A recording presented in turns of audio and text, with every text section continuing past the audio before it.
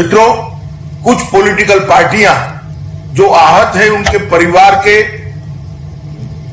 गिरफ्त में से जम्मू कश्मीर के अंदर पंचायती राज आया है, इससे वो लोग कहते हैं कि यहां पर जम्मू कश्मीर में धारा 370 हटाने के बाद कानून और व्यवस्था की परिस्थिति बिगड़ी है। कुछ लोगों ने तो इतना एक्सट्रीम कर दिया, जब तक धारा 370 नहीं होती है जम्मू कश्मीर में कानून और व्यवस्था की स्थिति ठीक नहीं रह सकती। मैं इन सब को बताना चाहता हूं कि अप्रैल 70 से 19 और 19 से 21 इसका तुलनात्मक अभ्यास करते हैं तो आतंकवादी घटनाओं में 40% की कटौती हुई है और मृत्यु में 57% की कमी आई है। ये जम्मू कश्मीर के अंदर दुनिया भर के टूरिस्ट लाने की संभावनाएं पड़ी है, मगर जिस प्रकार के बयान जम्मू कश्मीर के कुछ नेता दे रहे हैं, वो चाहते नहीं है कि जम्मू कश्मीर के अंदर टूरिज्म बढ़े। मैं स्पष्ट कहना चाहता हूं कि आपके बयानों से कोई फर्क नहीं पड़ने वाला।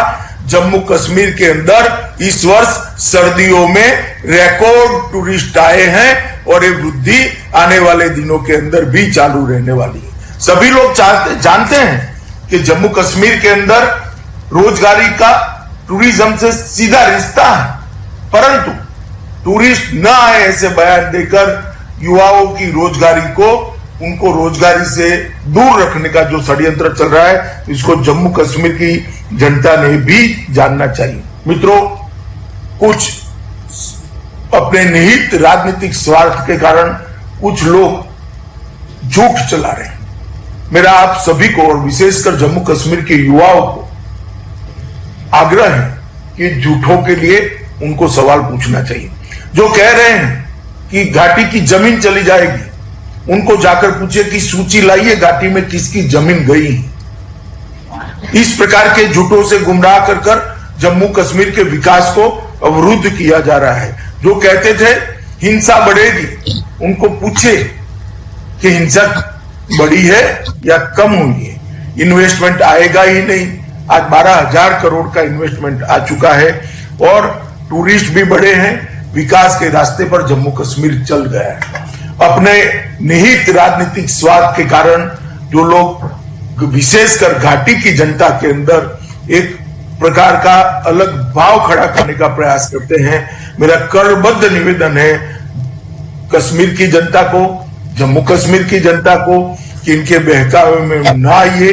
लोकतंत्र नीचे तक पहुंचा है, इसके कारण ये लोग परेशान हैं और लोकतंत्र से ही जम्मू के अंदर खुशहाली आ सकती है, लोकतंत्र से ही जम्मू के अंदर विकास आ सकता है और लोकतंत्र ही युवाओं को रोजगारी दे सकता है। और लोकतंत्र अच्छा हो, इसके लिए सबसे ज्यादा जरूरी है कि जम्मू कश्मीर के अंदर शांति बनी रहे। इनके उकसावे वाले बयानों में जम्मू कश्मीर का युवा गुमराह न हो, ऐसा मैं मेरे युवा दोस्तों को कहना चाहता हूं। आप देश के प्रधानमंत्री नरेंद्र मोदी जी पर भरोसा रखिए, जम्मू कश्मीर प्रशासन पर भरोसा रखिए। मनोज जी के नेतृत्व में प्रशासन पूर्णतया 70 साल का जो खामियाजा है उसको ये 5 साल में पूरा करने के लिए बहुत प्रयास कर रहा है और मुझे भरोसा है कि मनोज जी का प्रयास और मोदी जी के आशीर्वाद से ये खामियाजा को हम पूरा करेंगे।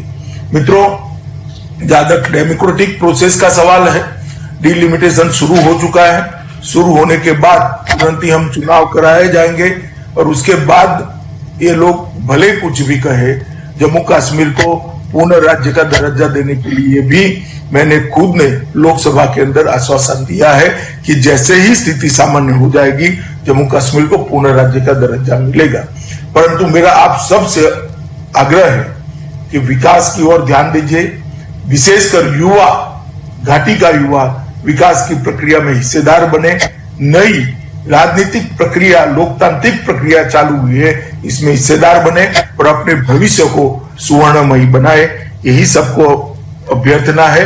फिर से एक बार मैं जम्मू कश्मीर के राज्यपाल, उसके मुख्य सचिव और जितेंद्र सिंह जी जो हमारे कार्मिक मंत्रालय के राज्य मंत्री हैं, तीनों को ये नई पहल के लिए बहुत बहुत शुभकामनाएं देता हूं और मुझे पूरा विश्वास है कि इस पहल से जम्मू कश्मीर में सुशासन की शुरुआत होगी।